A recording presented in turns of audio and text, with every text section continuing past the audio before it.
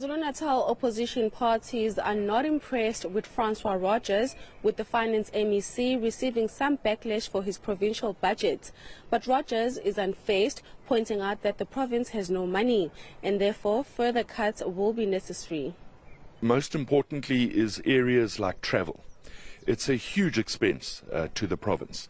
That's travel by officials, travels by MECs. Those are one of the areas that we've got to start working on.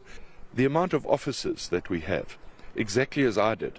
You know, there's no need for MECs to have 2 officers. When I took over my treasury, I discovered I've got 8 vehicles in my ministry. 8 vehicles with 1 MEC. That's just absolute wasteful expenditure. Those are the areas, these are the discussions that I'm having with the executive and with the Premier. But his critics in the opposing benches say what was presented on Thursday is just a carbon copy of previous Finance MEC Peggy Nkonyeni's budget.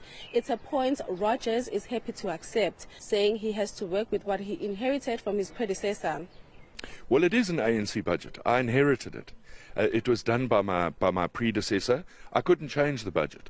But as I said earlier, what I can do, now that I'm MEC of Finance, is during the year where there are spending pressures, we can make adjustments to the budget. If we had to revise that budget, we would not be getting any money from the National Treasury, because we're already halfway through the 24-25 budget cycle. So for those politicians who want to be opportunist and say, you know, we've copied and pasted and it's plagiarism, I think they need to understand and come to grips with the legislative framework with which we do budgets. Meanwhile, the DA in the province has urged residents to register to vote in next month's by-elections. The party is contesting in 6 wards in eThekwini, Umdoni and KwaDukuza. I'm Lethiwe Mdluli in Durban.